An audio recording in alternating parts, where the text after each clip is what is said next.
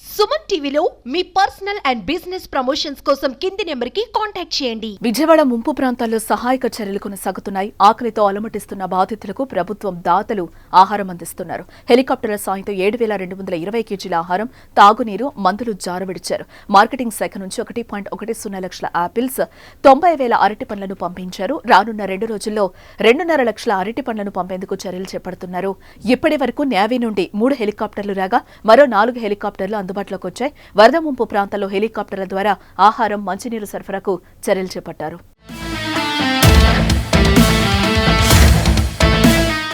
Main కాలనీలోనే ఆహారం అందుతోందని, చివరి వరకు చేరట్లేదని పలువురు బాధితులు ఆవేదన వ్యక్తం చేస్తున్నారు. డొక్కలు ఎండుతున్నాయని వాపోతున్నారు. దీంతో ప్రభుత్వం వారికి సాయం అందించడంపై దృష్టి సారించింది. లోతట్టు ప్రాంతాల్లో చిక్కుకుపోయిన వారికి డ్రోన్ల ద్వారా ఫుడ్ ప్యాకెట్లు అందిస్తున్నారు. రెస్క్యూ బృందాలు తమ ఆపరేషన్ కొనసాగిస్తున్నాయి. మరికొన్ని అదనపు ఎన్డీఆర్ఎఫ్ బృందాలు రాష్ట్రానికి తరలివచ్చాయి. విజయవాడ వరద బాధితులకు మేఘా సాయం అందించేందుకు ముందుకొచ్చింది.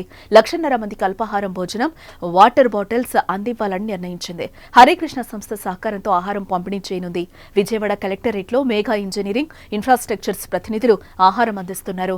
ఇటు మరోవైపు విజయవాడ నగరంలో వరద ముంపులో చిక్కుకున్న వారిని రక్షించేందుకు ముమ్మర ప్రయత్నాలైతే జరుగుతున్నాయి. బెజవాడ ఇందిరాగాంధీ స్టేడియం నుంచి 100కు పైగా ట్రాక్టర్లు ముంపు ప్రాంతాలకు తరలిస్తున్నారు. భారీ క్రెయిన్లను కూడా అధికారులు సిద్ధం చేశారు. ప్రస్తుతం ముంపు ప్రాంతాల్లోకి బోట్లు, ట్రాక్టర్లు, క్రెయిన్లు మాత్రమే వెళ్లే పరిస్థితి ఉంది.